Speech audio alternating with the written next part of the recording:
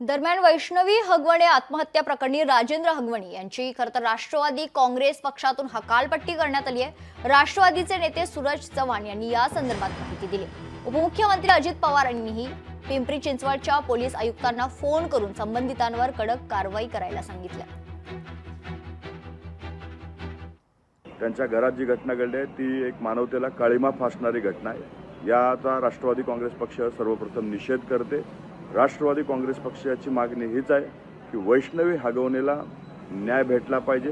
तिच्या विरोधात ज्यांनी तिला त्रास दिलाय त्यांच्यावरती कडक कारवाई झाली पाहिजे अशी राष्ट्रवादी काँग्रेस पक्षाची मागणी आहे। राष्ट्रवादी काँग्रेस पक्ष अशा कुठल्याही घटनेला पाठीशी घालण्याचं काम करत नाही।